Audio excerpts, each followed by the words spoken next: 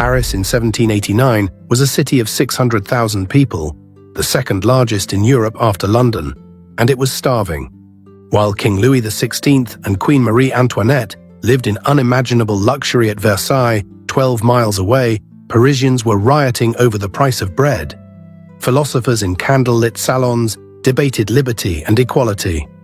Pamphlets calling for revolution circulated in underground cafés. And on July 14th, an angry mob would storm the Bastille prison, igniting a revolution that would change the world forever. Welcome to Paris in 1789.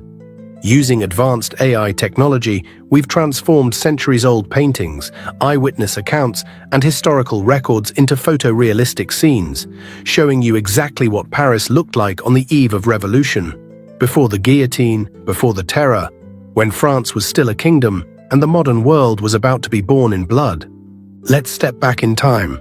This is Paris, and it looks nothing like the city you know today. The wide boulevards? They don't exist yet. Baron Haussmann won't demolish medieval Paris and rebuild it until the 1850s, 70 years from now. What you see instead is a medieval labyrinth, narrow twisting streets barely wide enough for a cart. Buildings 5 and 6 stories tall, leaning so close together their upper floors nearly touch. Sunlight struggles to reach the street below. The Seine cuts through the center, spanned by bridges packed with shops and houses, just like old London Bridge. The Ile de la Cité, the island in the middle, is where Paris began. Notre Dame Cathedral dominates the skyline, 600 years old and still the heart of the city. But walk these streets, and the reality hits you immediately. The smell. Open sewers running down the center of every street, no underground drainage. Chamber pots emptied from windows above. Animal waste from thousands of horses. Butchers dumping entrails in the gutters. In summer, the stench is unbearable. And the density, 600,000 people crammed into 13 square miles. That's over 46,000 people per square mile. More crowded than modern-day Mumbai. Most Parisians live in tiny rented rooms, entire families sharing a single space. Privacy doesn't exist. This is not the romantic Paris of cafes and boulevards. This is a medieval city, filthy, chaotic, suffocating, and it's about to explode. 12 miles southwest of Paris stands Versailles, and the contrast couldn't be more extreme. The Palace of Versailles is the most extravagant building in Europe, over 700 rooms. The Hall of Mirrors, 240 feet long, lined with 357 mirrors reflecting candlelight from 17 chandeliers. Gold leaf covering every surface, frescoes by the finest artists, gardens stretching for miles with 1,400 fountains. This is where Louis XVI and Marie Antoinette live, along with 1,000 nobles, 4,000 servants, and an army of courtiers competing for royal favor. A single day at Versailles costs more than most Parisians will earn in a lifetime. Marie Antoinette's gambling debts, 500,000 livres, equivalent to millions today. Her wardrobe budget? Astronomical. She owns over 300 dresses. She changes outfits 3 times a day. Meanwhile, in Paris, bread prices have doubled in the last year. A loaf of bread costs 4 sous. A laborer earns 20 sous a day, if he can find work. That means half his wages go to bread alone. And if he has a family, they're starving. The aristocracy pays almost no taxes. The church, which owns 10% of France's land, pays nothing. The burden falls entirely on commoners, peasants, workers, the middle class. And they've had enough. Versailles is a symbol of waste, of inequality, of a monarchy completely detached from the suffering of its people. And Paris is watching, seething, waiting. This is the Café Procope, and in 1789, cafes like this are where revolution is brewing. Located in the Latin Quarter, Café Procope has been open since 1686. Voltaire drank 40 cups of coffee a day here while writing his philosophical attacks on the church. Rousseau debated the nature of freedom here. Diderot edited the Encyclopédie, the Enlightenment's greatest achievement, at these tables. And now, in 1789, the café is packed with radicals. By this year, Paris has over 1,800 cafés.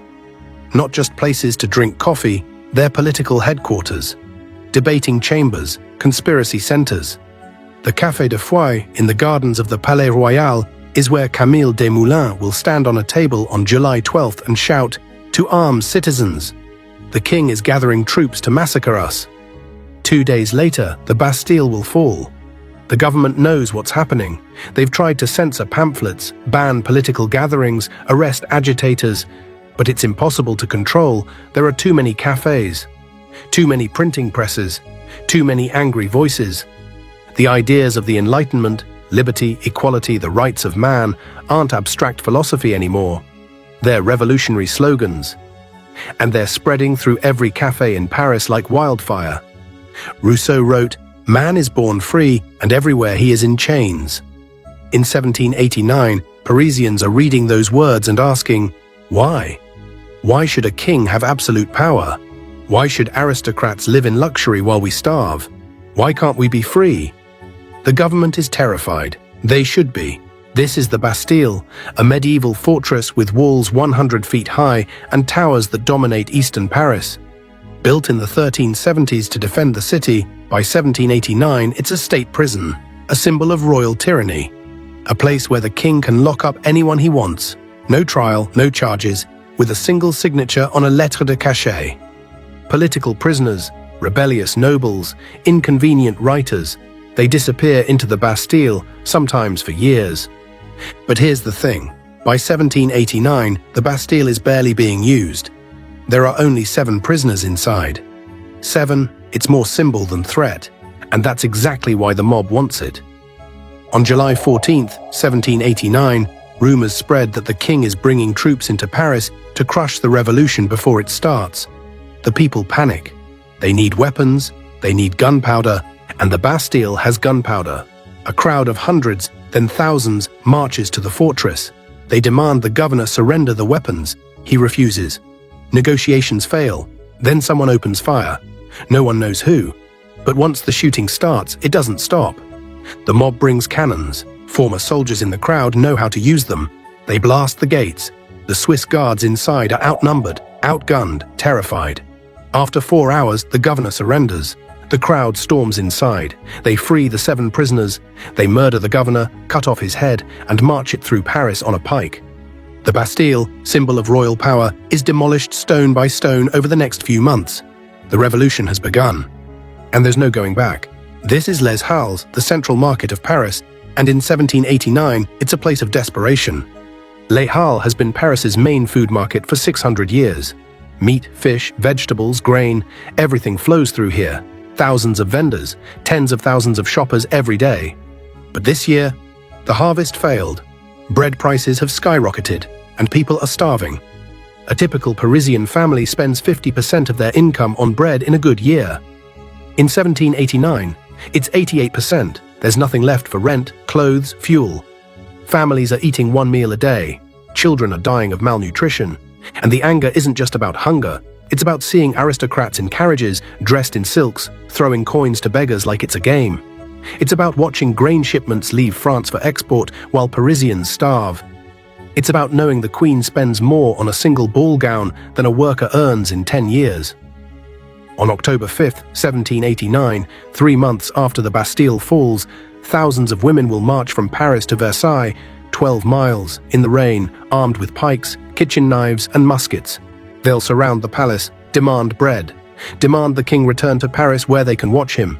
And Louis XVI, terrified, will agree. The royal family will be escorted back to Paris, essentially prisoners.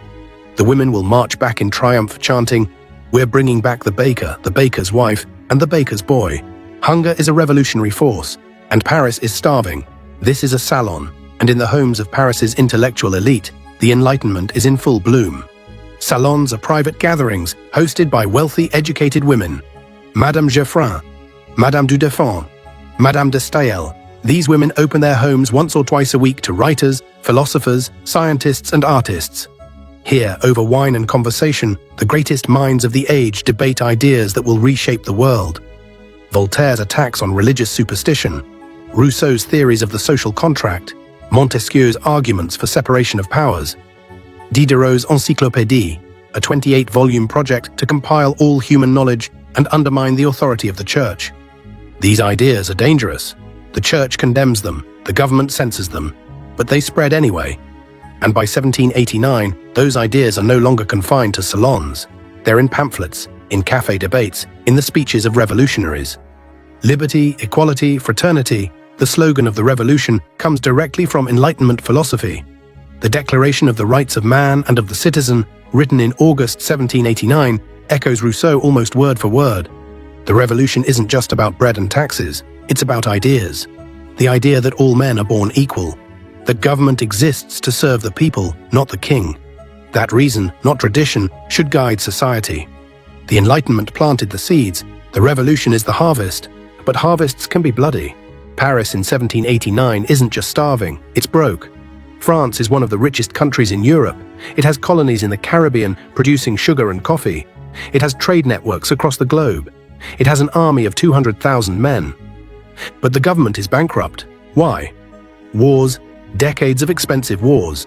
The 7 Years' War, which ended in 1763, cost France its empire in North America. Canada, Louisiana, territories in India, all lost to Britain. And then in 1778, France supported the American Revolution, sending money, weapons, ships and soldiers to help the Americans defeat Britain. It worked. America won. But it cost France 1.3 billion livres. The national debt is now over 4 billion livres. Half of all government revenue goes just to pay interest on the debt. The country is drowning. And the solution? Tax reform. Make the aristocracy and the church pay their share. But the nobles refuse. The church refuses. They have power, privilege, and no intention of giving it up. So Louis XVI calls the Estates General, a parliamentary assembly that hasn't met in 175 years, hoping to force through reforms. It backfires, spectacularly. The Third Estate, representing commoners, declares itself the National Assembly. They swear not to disband until France has a constitution. The revolution begins not with violence, but with this: a declaration that the people, not the king, hold power. France's wealth is built on colonial exploitation, slavery in Haiti, sugar plantations in Martinique, the labor of millions. But that wealth isn't reaching the people. It's concentrated in the hands of a tiny elite, and Paris has had enough. This is Paris in 1789, a city of contradictions. Enlightenment philosophy debated in candlelit salons while children starve in the streets. The most beautiful palace in the world 12 miles from the filthiest slums in Europe. A government preaching divine right while printing pamphlets about equality and liberty. It's a city on the brink, and on July 14th it will tip over the edge. The revolution that begins here will execute a king, establish a republic, and descend into the terror, where 40,000 people will die by guillotine in 2 years. But it will also produce the Declaration of the Rights of Man, inspire revolutions across Europe, and lay the foundation for modern democracy. By 1804, Napoleon will crown himself emperor in Notre Dame, and France will dominate Europe.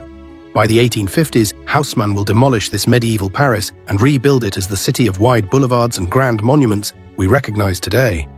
But here, in 1789, Paris is medieval, starving and furious, a powder keg waiting for a spark. And that spark is coming. This was Paris in 1789. Which city should we visit next? Let us know in the comments below. We'll see you in the past.